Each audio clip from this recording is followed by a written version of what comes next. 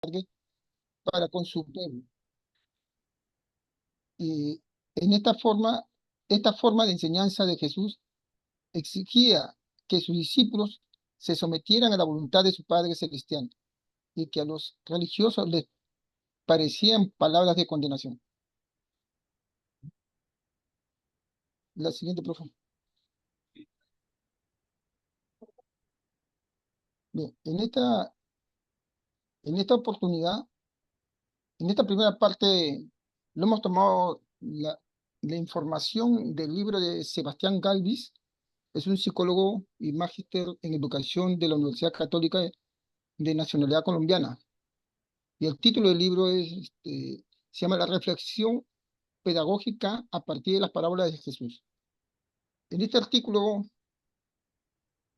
hace un aporte investigatorio entre la pedagogía y la teología, en la que se evidencia una forma posible de visionar al Jesús maestro desde los relatos formativos que adquieren a la luz de la interpretación, de una interpretación y un valor académico. Bien, para el autor, la reflexividad de las parábolas son narrativas problemáticas cuya estructura se definen en la simplanza de una historia con referencia humana. Esto adquiere, profe, compañeros, una fuerza en su capacidad de complejizar, es decir, que se encuentra ahí en esas parábolas una dificultad, podemos encontrar una complicación, un embrollo o también, ¿no?, como una realidad, puesto que en ese sentido esencial se admiten innumerables aplicaciones al comprometer el juicio individual personal del propio lector. Sí, la próxima. Ahí está. La próxima. Sí, profe. Esta no las... Ya. Las parábolas tienen un contenido dramatúrgico. dramatúrgico y analógico que permite la referencia humana con los actores de la historia. No solo esto, sino que generan cierto tipo de movimiento empático hacia los roles representados, logrando así establecer una apertura más allá del ejercicio cognitivo que comprende la esfera emocional. La siguiente, profe. La narrativa parabólica como método. También nos dice que en términos descriptivos cuenta con una historia que pueden variar en su nivel de complejidad, haciéndose un recurso metodológico, pero también una narración viva, ya que supera las atracciones ficticias de la mente para permear la realidad humana e incluso la subjetividad, ¿no? De modo que provee la anécdota de la parabólica evidencial el interés del lector para entender la complejidad, ayudándose a aproximarse, ¿no?, gradualmente a una experiencia. Las parábolas funcionan como recursos de experiencia vividas, desde las cuales pueden emerger reflexiones pedagógicas también. ¿Bien? Bien, ahora le damos paso a nuestra compañera Charo. Bueno, gracias compañero, gracias por compartirme, profesor. Siguiendo con la exposición, le voy a hablar sobre, siempre siguiendo, ¿verdad?, los súbditos del reino. Se ha visto que la mayoría de las parábolas de Jesús tenía que ver con algún aspecto del reino de Dios, ya que este era el tema central de su enseñanza. Cabe recordar que el reino en labios de Jesús significaba principalmente el gobierno, el control, el dominio de Jesús. No aludía al cielo como tanto creyente supone. Como nosotros sabemos, la parábola era que Jesucristo, cuando estaba aquí en la tierra, hablaba habitualmente en parábolas, cuya comprensión era fácil, pero habían varias personas que no se le comprendía bien, no se les entendía sobre lo que quería decir. Y tenía una finalidad, la parábola tenía una finalidad y era que se trataba sobre el reino de Dios y el juicio del fin del mundo. Habían varios tipos también de parábolas, en donde ahorita está mencionando 4 tipos de parábolas. Uno que es la venida del reino, en donde hay varios parábolas también que Jesucristo ha enseñado a su pueblo, ¿verdad? A través de parábolas, en donde uno de ellos, solo voy a ir mencionando 2 de cada una de los tipos de parábolas. La venida del reino, una de las parábolas que Jesucristo enseñó era la parábola del trigo y la cizaña, que en Mateo 13, 24, 30. El otro es la parábola del sembrador, también en Marcos 4, 1 al 9. El otro de los tipos de la parábola, la crisis del reino, que también se hablaba de la higuera estéril y la parábola del rico insensato. Y el tercero, la gracia del reino, era la parábola también, les voy a mencionar otros 2 ejemplos, que es la parábola de la oveja perdida y la parábola de la moneda perdida. Y el último, los súbditos del reino. También otros 2 ejemplos que le podemos dar es la parábola del tesoro, la perla y la red, y la parábola del buen samaritano, en donde está escrito en Lucas 10, 37. Siguiente, por favor. El propósito de la parábola. ¿Por qué les habla en parábolas? Esa fue la pregunta que se les hizo, ¿verdad? Los discípulos, porque Jesucristo solía hablarle en parábolas a la gente y ellos no les entendían el por qué. Pero como ustedes sabrán, en ese entonces, prácticamente las parábolas, prácticamente la mayoría de la gente utilizaban esta metodología para enseñar mediante parábolas. Les voy a leer esta parte donde dice: parece que mucha de la duda en torno al propósito de Jesús en usar las parábolas brota del pasaje en Marcos 4, 10 al 12. Tal texto dice así: cuando estuvo solo, los que estaban alrededor de él junto con los 12 le preguntaban en cuanto a las parábolas, y él les decía: a vosotros os ha dado el ministerio del reino de Dios, pero para los que están fuera, todas las cosas están con parábolas, para que viendo vean y no perciban, y oyendo oigan y no entiendan, de modo que no se conviertan y sea perdonado. La otra hoja, por Les ruego cerrar los micrófonos a todos para que no haya interrupciones. sí, eso estoy sintiendo. Bueno, en conclusión,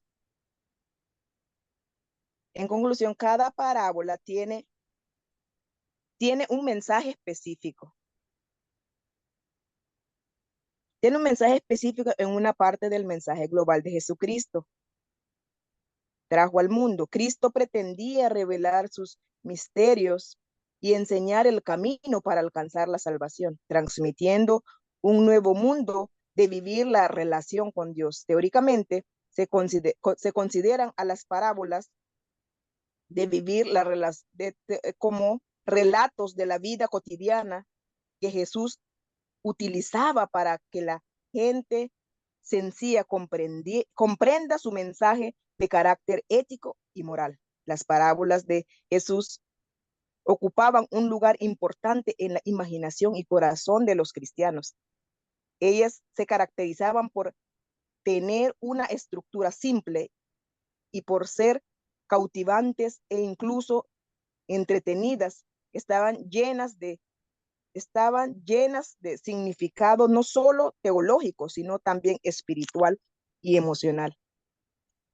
Entonces, como les vengo diciendo, la parábola, en breves narraciones dichas por Jesús, en donde encierran una enseñanza moral. Jesucristo, más que todo, solía hablar en parábolas y era como una enseñanza moral y religiosa.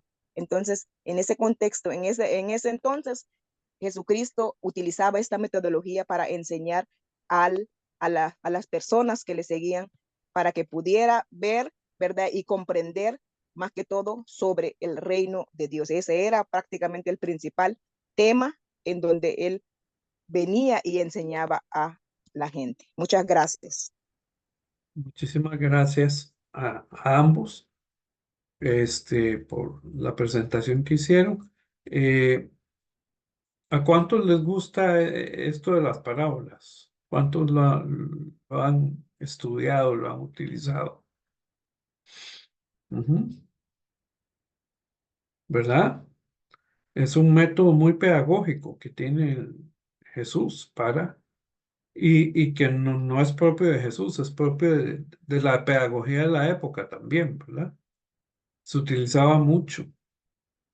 Es curioso porque en las parábolas uno siempre, el que está escuchando, siempre es el protagonista, de alguna forma. Es como el profeta Natán le dijo a David, tú eres ese hombre, ¿verdad? Después de que le contó una parábola de la ovejita perdida.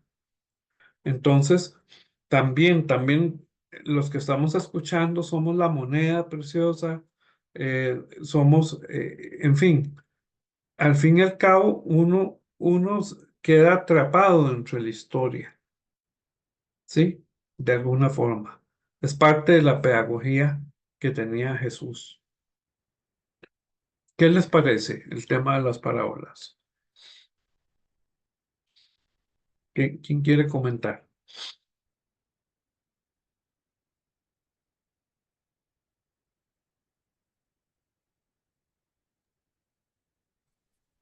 No, a mí me resulta más que interesante, inclusive cómo lo presentaron los compañeros, está bastante bueno. A mí me agrega material para trabajar. Yo trabajo con los quinto años de escuela, que serían algo así como niños de 9, 10 años.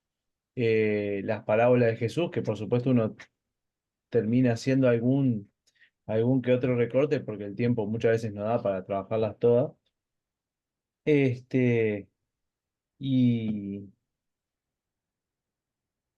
y está bueno, sí, yo una de las cosas que pensaba mientras los escuchaba, que también surge mucho con los chiquilines que preguntan por qué se utiliza el concepto de reino, porque en realidad era el concepto que estaba presente.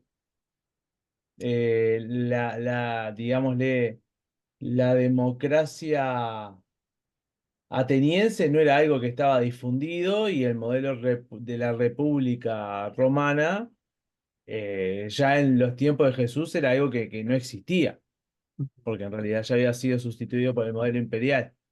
Entonces, por eso es que se afirma la idea de reino y también con la memoria del reino de Israel, digámosle. Entonces está, bueno, eso. Por ahí, muchas gracias por el aporte a los compañeros. Ok, muchas gracias a vos por tus comentarios. ¿Quién más?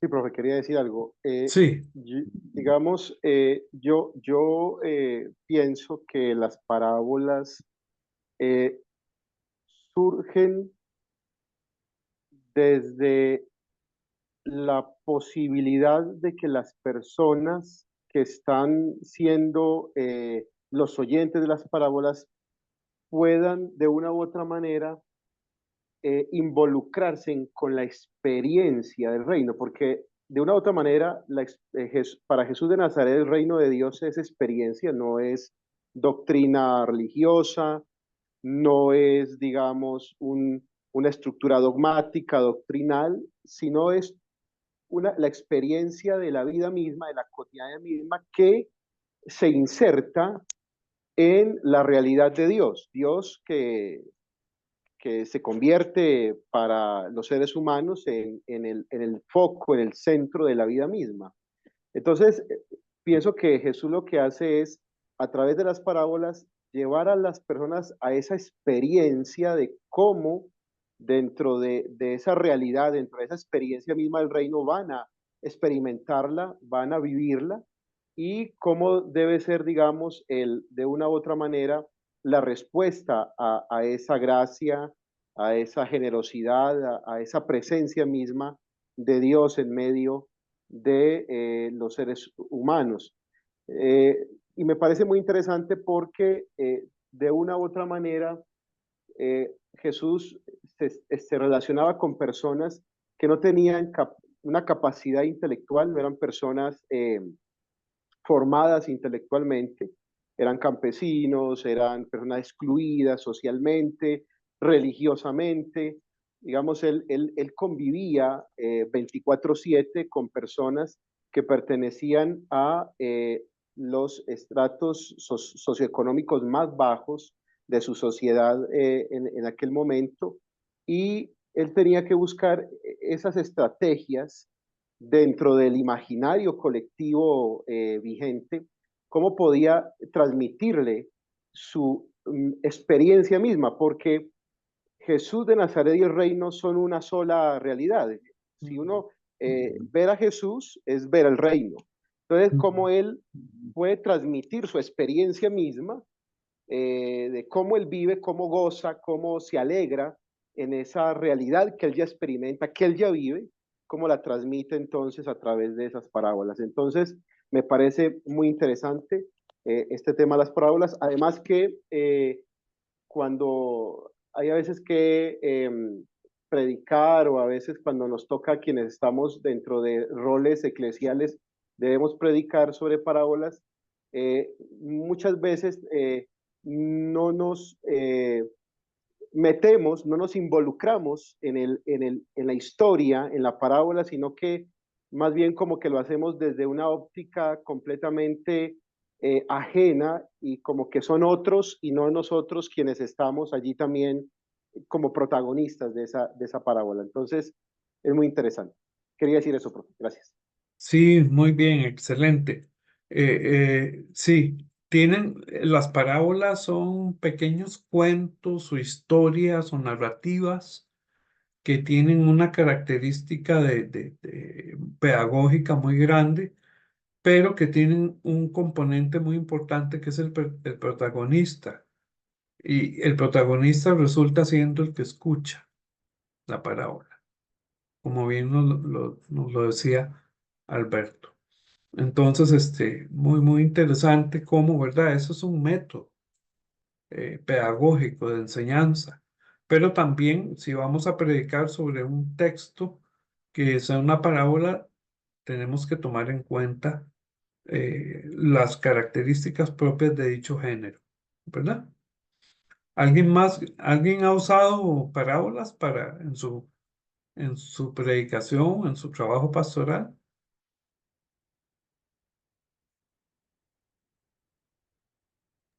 Sí, profe, para mí las parábolas son muy importantes, muy interesantes, ¿no? Desde el punto que nosotros, cuando lo predicamos, ¿no? Eh, siempre estamos poniéndonos a un lado, eso sí es verdad, porque yo he llevado he enseñado, he predicado la parábola, y siempre es para el público, como dijo Alberto, ¿no? No, siempre nos excluimos nosotros, es para ellos, pero para nosotros no. Pero muy aparte de todo eso, la parábola es muy interesante, tiene un fundamento muy rico, muy pedagógico, eh, eh, hay mucha riqueza. Un día predicas una parábola, al día siguiente predicas la misma parábola, y viene otro mensaje, y viene otro tras otro mensaje, ¿no? Y eso es muy interesante porque las personas cuando le escuchan se motivan mucho, y hace reflexionar, hace que tú vivas tu realidad en la cual te encuentras, porque hay muchas personas que no se dan cuenta hasta que escuchan una parábola, y así como mencionó usted de Natán con David, que no se dan cuenta de sus actos, pero cuando escuchan la palabra se dan cuenta qué es lo que están haciendo, ¿no? Entonces, para mí la palabra, profesor, es un medio de transmisión en la cual nos dice nuestra verdad. Eso quería compartir. Ujú. Sí, sí. Aurora. Hay parábolas que si uno las lee tal cual así como están en la Biblia, uno pues solo dice qué bonitas, ¿verdad? Pero si las ubicamos en su contexto, podemos ver que hay parábolas que son bien provocadoras. Por ejemplo, el de el buen samaritano, por ejemplo. Si la leemos nosotros, pues tal vez no entendemos mucho porque no sabemos qué significaba para un judío un samaritano. Pero si la ponemos en la actualidad, por ejemplo, voy a hacer el ejercicio de ponerlo en la actualidad. Tal vez una persona anglo conservadora en Estados Unidos, son muy conservadores algunos y muy racistas, puede leer esta parábola y puede decir, ah, sí, qué bonita. Pero si le cambiamos el buen samaritano por el buen hispano latino, por ejemplo, y que esa gente, que hay gente muy racista en los Estados Unidos que si escucha hispano latino, lo primero que se le viene son drogas, delincuentes, etcétera, etcétera. Todo lo malo y todo lo peor. Y si cambiáramos la palabra samaritano por hispano latino y leemos esa parábola y estas personas la escuchan, entonces ahí sería como un escándalo. Entonces, imaginémonos eso en el tiempo de Jesús. El que Jesús menciona esta parábola del buen samaritano, cuando para un judío escuchar samaritano no puede ir la palabra bueno y la palabra samaritano en una sola oración, en una sola frase, porque no tenía, ellos consideraban a estas personas de lo peor y tenían muchas riñas ahí. Entonces, y así me imagino que muchas parábolas han de tener eh, otro tipo de contexto y es muy bueno escuchar a un predicador que tiene en cuenta este contexto y explicar una parábola de esa manera. Sí, muy interesante lo que planteas, el buen migrante, ¿verdad? También que se detuvo a darle auxilio a alguien que estaba en una grave dificultad, ¿verdad? Muy interesante ese ejemplo que nos pones de cómo no podemos sacar del contexto eh, esa narrativa que se está haciendo. Se está haciendo con un objetivo, tiene siempre un propósito. No es por entretener, digámoslo así, sino que tiene un propósito. Sí, adelante. Sí, profe, siguiendo un poco la idea de Aurora, hay unas parábolas de Jesús que resultan ser subversivas en el sentido, pues, digamos, no bélico, no guerrerista de la palabra, sino que Jesús subvierte algunos valores, vamos a decirlo así, algunos paradigmas culturales, sociales, políticos, económicos de su momento. eh, y lo que hace Jesús es colocar todo esto patas arriba para volver otra vez a colocar, digamos, su justo orden, en sus justas dimensiones. Entonces, sí, Jesús tiene, digamos, en sus parábolas esa característica que hay parábolas muy subversivas. Recordaba en este momento, por ejemplo, la parábola de los talentos. Normalmente, cuando no se predican teniendo en cuenta el contexto, normalmente se dice que los reprodujeron el talento y eran los que estaban en la actitud correcta y que estaba todo muy bien allí. Y se tiende a marginalizar al tercero, que fue el que escondió el talento por miedo a su señor. Y si actualizamos la parábola, es el tercero el que tiene, digamos, la razón versus a los otros que estaban, digamos, involucrados en dinámicas económicas de marginación, de opresión, de dominación, etcétera. Entonces, sí, son formas en que Jesús, siento que de una u otra manera también hace crítica al sistema imperante, al sistema dominante, desde la perspectiva aquí, podríamos decirlo, de los reyes de Israel, de este caso Antipas, y obviamente frente al imperio. Entonces, es muy interesante. Quería decir eso, profe. Gracias. Muchísimas gracias por ese aporte. ¿Alguien más quiere agregar algo al tema de las parábolas? Sí, Ujú. profe.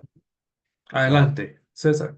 Creo que Jesús era muy observador en el diario Ujú. vivir de las personas. Él mismo había vivido todas las experiencias desde su niñez en cuanto en cuanto a la vivencia de su pueblo, en cuanto a los impuestos, en cuanto a los campesinos, los lirios. Entonces, creo que una de las cosas que embellece las parábolas es que Jesús contaba de su cotidianidad, de la realidad, como decían mis compañeros, y eso le dio una gran enseñanza para el pueblo, ¿no? Ahora, creo que el trabajo queda de nosotros, como decía Aurora, cómo hacemos ese puente de trasladar aquel mensaje ahora a nuestra realidad, a nuestro contexto, porque realmente las parábolas gustan a cualquier persona, quedan maravillados, encantados, y tú puedes contar una parábola tan bonita, pero ahora cómo hacemos la transición y aplicar a nuestros diferentes contextos. Y creo que, si bien es cierto, hoy en día también existen muchas parábolas y podemos decir muchas historias de nuestros pueblos, de nuestras vivencias como inmigrantes que somos, como desplazados. Entonces, podemos poner un ejemplo de una vivencia cotidiana y enriquecer más nuestra enseñanza, nuestra predicación, y darle más valor a las cosas que hacemos para hoy en día, ¿no? O sea, Jesús, creo que, como ustedes decían, es un pedagogo por excelencia, vivía de su realidad, observaba la Sí. opresión de su pueblo. Entonces le daba esperanza, daba consuelo, daba la meta de vivir para qué, ¿no? Para un reino donde haya justicia, igualdad, amor, etcétera, etcétera. Creo que nos queda mucho trabajo, mucho que aprender de la pedagogía de Jesús, ¿no? Y justo lo que estamos tratando en nuestro tema de liturgia. Gracias. Muy buen comentario el de César, ese elemento que aporta la observación. Toda investigación empieza por el arte de observar, ¿verdad? Y Jesús era en ese sentido, nos muestra ese, digamos, gusto por percibir la realidad, observar, que debemos también tener quienes vamos a predicar o quienes vamos a trabajar en el área pastoral, ¿verdad? La observación como primer punto, primer elemento. ¿Observación de qué? Del comportamiento humano, de la realidad, de las relaciones de poder, etcétera, etcétera, que se ven muchas de estas observaciones las traducen parábolas, ¿verdad? Bueno, ¿qué tal si el texto que nos tocara predicar no sea una parábola, sino que sea una narrativa, que sea algo histórico o narrativo? Entonces vamos a darle el pase a nuestra compañera Fátima. Yo le voy a pasar aquí la presentación que ella nos preparó. La voy a buscar un momentito y se las paso. Ok,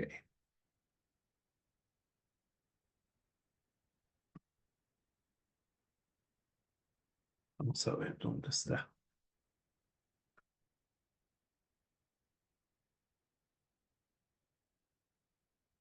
No la estoy localizando, un momentito.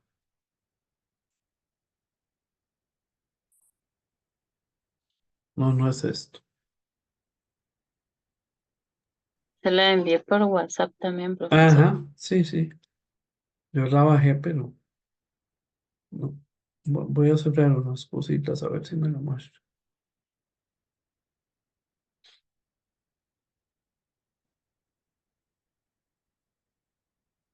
Ahora sí. Tenía mucha cosa abierta, disculpe. Entonces, Fátima, ahí está tu presentación. Adelante, Fátima. Sí, ok. Bueno, a mí me tocó narrativo o género histórico. Y aquí puse algunos Antiguos Testamentos, bueno, algunos libros, ¿verdad? El Nuevo Testamento y así. Así que la siguiente. Esta es la introducción. Es que estoy para el teléfono, entonces es un poquito complicado. Pequeño. Ujú.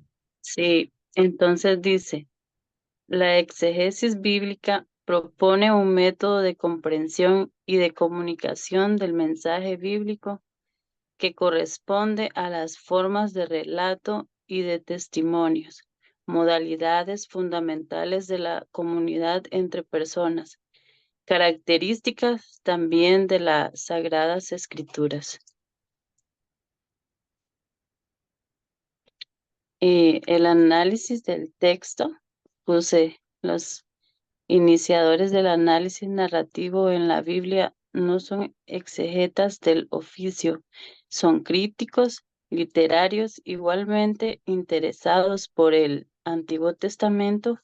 Entre ellos está Robert Alter, perdón, un especialista en las novelas de Stendhal en particular.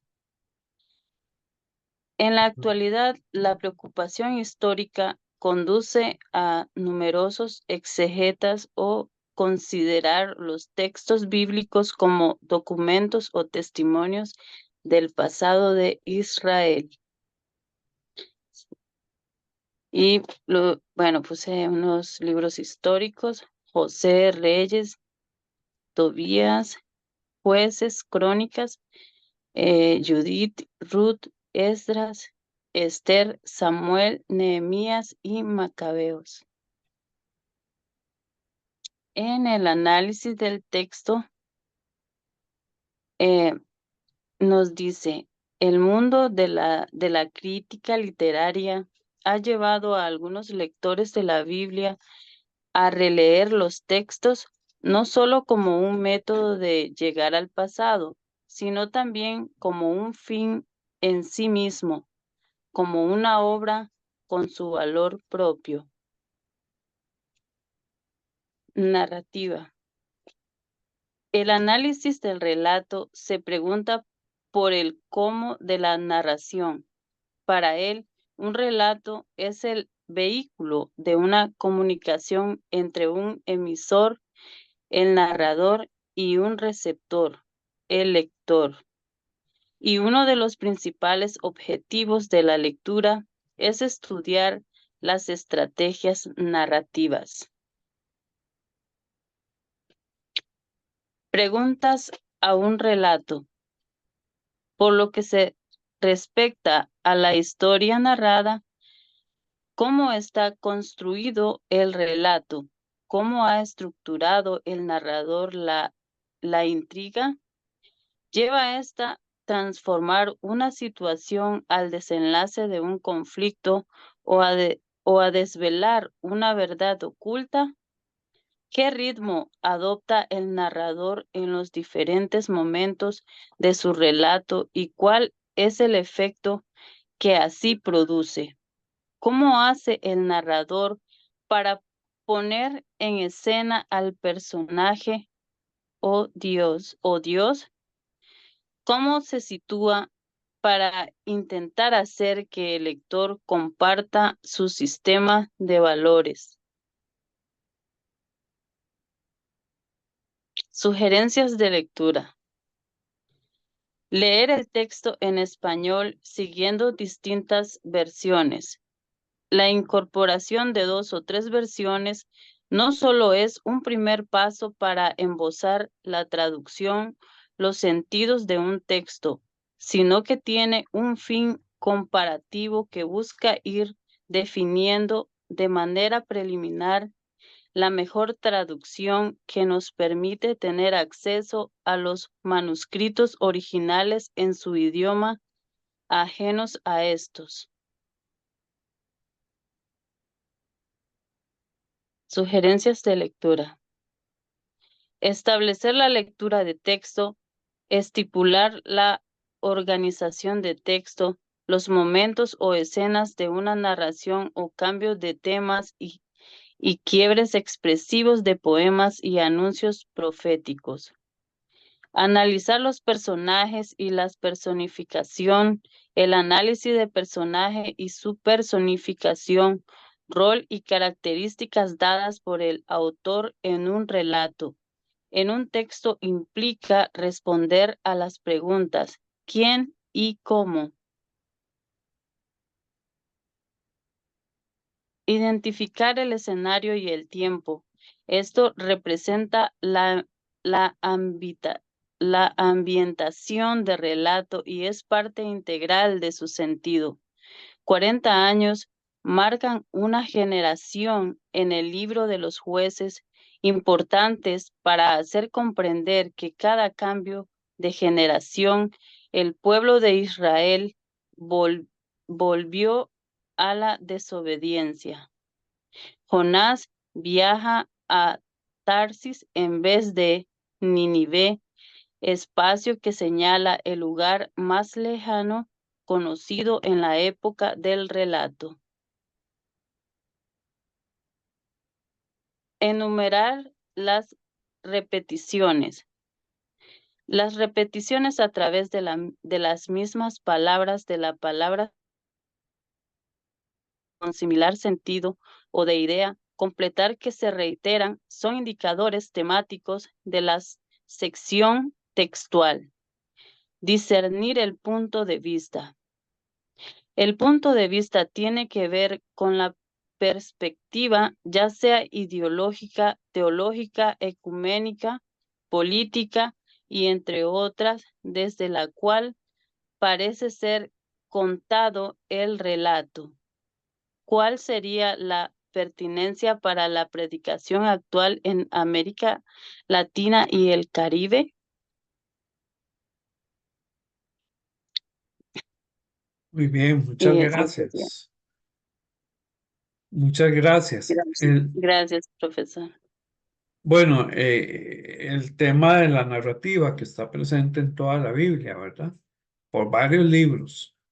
Inclusive la lista que nos hace Fátima, hay todavía más libros que usan esta narrativa, ¿verdad? Ella seleccionó algunos.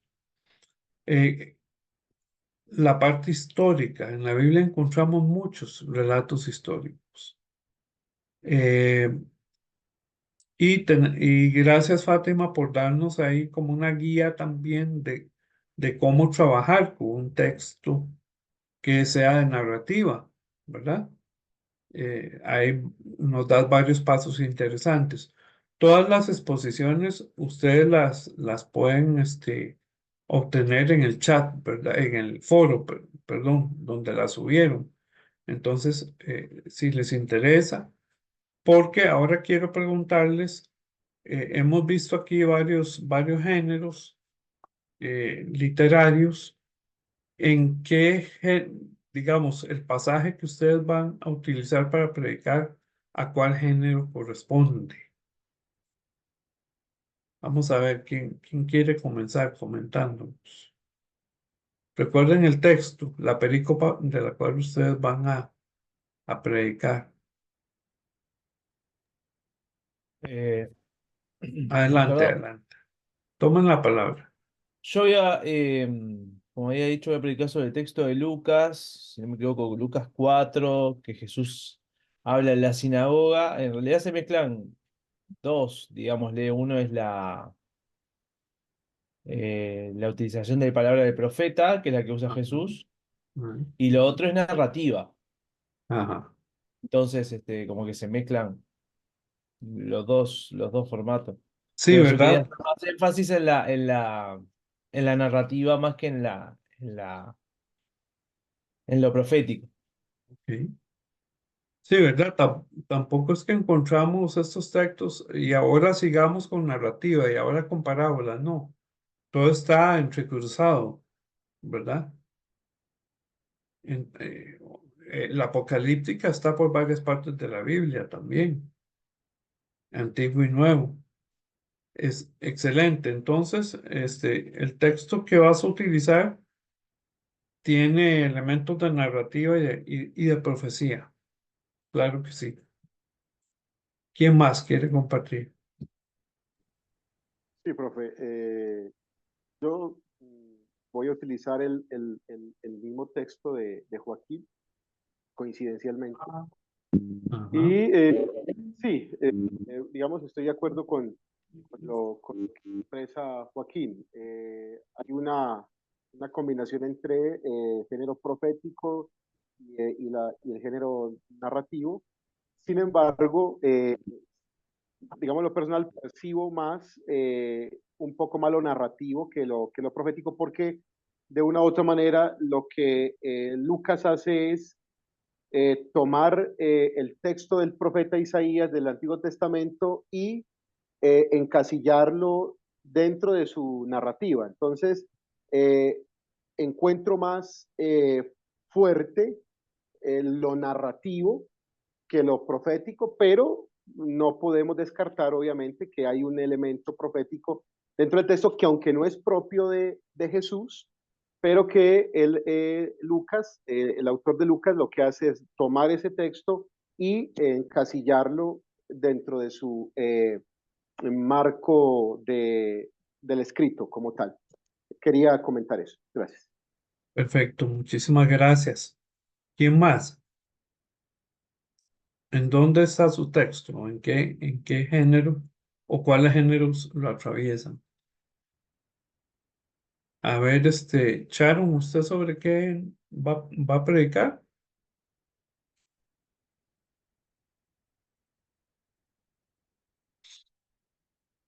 Morning, Sharon, Julio, César. Sí, profe. Que estaba pensando, que creo que es narrativo, el, cuando Jesús se enfrenta a los fariseos y herodianos, cuando le preguntan si es lícito pagar impuestos o no a Roma. Entonces, estaba pensando que creo que es un género de narración. No sé Ujú. si me Sí. equivoco. Estaba pensando, porque hay una conversación, un diálogo, Ujú. ah, un acontecimiento real que estamos sucediendo con el pueblo, hay protagonistas. Exacto. Sí, es narrativo. De hecho, la guía que da Fátima ahí sirve mucho Ujú. para el análisis de ese texto. Ajá. Julio.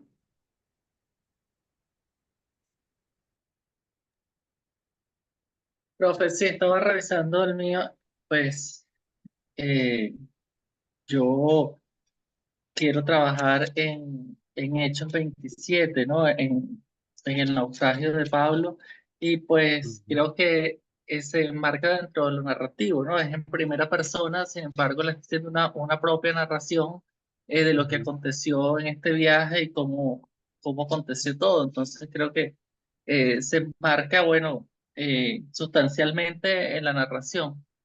Ok. Fátima.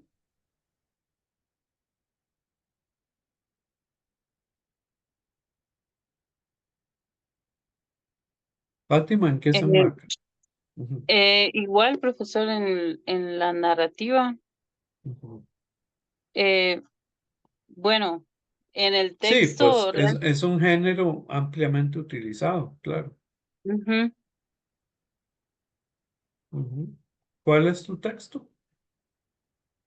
Eh, es que había, bueno, uno de Lucas, pero es que ahora estoy trabajando con el teléfono, entonces, Ah, no, no te preocupes.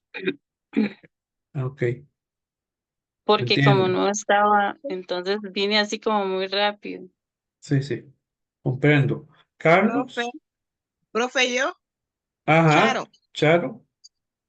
Ajá, sí, yo también, mi texto, bueno, lo escogí de Gálatas 6, Ajá. 9. Entonces, este, creo que también es el mismo género, en donde es que todos es más popular, ¿verdad? Ese género. Entonces, habla sobre no cansarnos de hacer el bien, si no nos cansamos, ¿ves? Si no nos desmayaremos, ¿verdad? No cansarnos de hacer el bien porque a su tiempo segaremos si nos desmayamos. Entonces, ese texto lo he escogido. Ok. Eh, es mejor que escojas un poco más que un texto, ¿verdad? Un pasaje, una perícopa, que es el término técnico para decir una porción o un pasaje. ¿Sí? Sí, Eh, gracias, profe. sí. Y más bien tu texto está dentro del género de epístolas, ¿verdad? De cartas. Que Pedro Daniel es el encargado de hablarnos de esto, pero hoy ha tenido que quedarse en el trabajo y no ha podido estar. Entonces, nada más para tomarlo en cuenta. Sin embargo, la presentación de Daniel está subida ahí, Sharon, para que vos la hojees también y todos los que gusten. Está bien. Aurora, Está bien, profesor. Gracias. gracias. Aurora. Mi texto también es de las cartas paulinas, palabras del apóstol Pablo, entonces creo que va en el género de las epístolas también. Ujú, ujú. Sí, que es un género por sí solo, ¿verdad? También. ¿Quién más? Álvaro. ¿Qué se nos hizo Álvaro? ¿Se salió? No, ahí está. No, estoy acá, profe. Aquí está, sí, sí, ya te vi, Álvaro. Sí.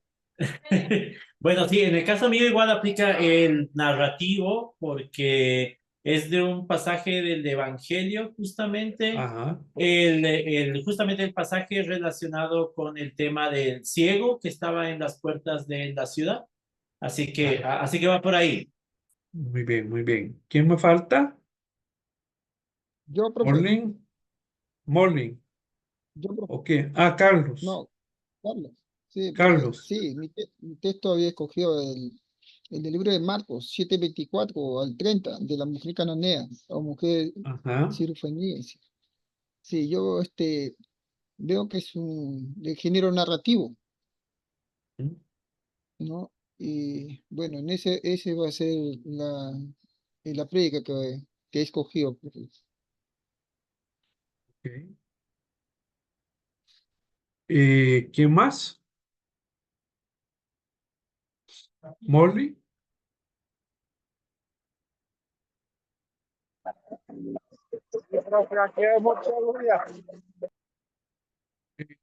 ¿Cuál texto vas a utilizar para tu predicación, Morley? Sí, yo escogí Deuteronomio capítulo 15, versículo 10 al 11. Ajá. Sí, ¿De qué trata? eso se trata de ayuda humanitaria. Considero que es texto de instrucción relacionado en géneros sapienciales. Así lo considero. Ah, Sí. ok. Bueno, interesante. ¿Quién me faltaba? Ya todos dijeron, ¿verdad? Bueno, está bien. Vamos a tomarnos unos minutos de recreo y veremos si llegan los demás compañeros que les toca la exposición y si no, vamos a ver un documentito. ¿Ok? Muchas gracias. Tómense unos minutos.